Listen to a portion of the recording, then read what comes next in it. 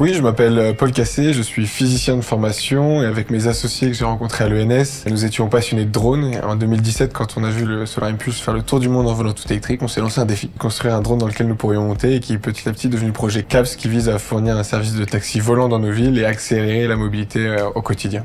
Aujourd'hui, on a réalisé un premier prototype qui a fait ses premiers décollages et qu'on a présenté pour la première fois avec sa cabine et dans son entièreté à échelle réelle à Vivatech en 2021.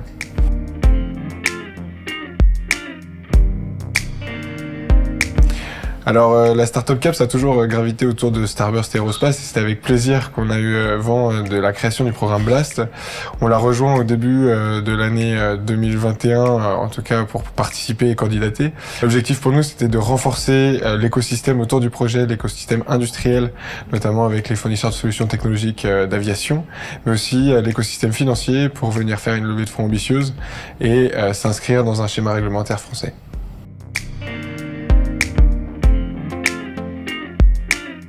Le Blast a vraiment été un tremplin pour CAPS, je dirais, qui nous a permis d'accélérer notre développement et de pouvoir attaquer de façon ambitieuse la prochaine étape de réalisation de notre aéronef.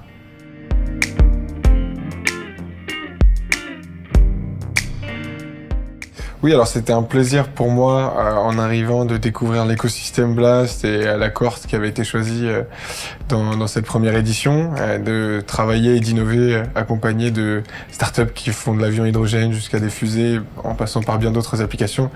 C'est assez enivrant et en tout cas motivant pour aller de l'avant et innover toujours un peu plus.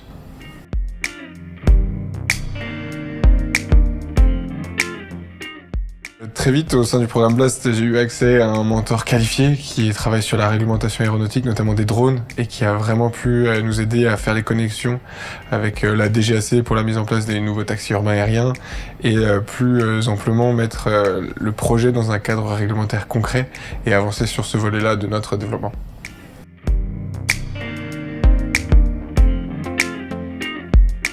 L'objectif de cette cohorte, c'est vraiment de mettre en avant des projets exceptionnels. Le plus ils s'impliqueront, le mieux ils s'en sortiront à la fin. Et c'est de démontrer que leur projet l'est.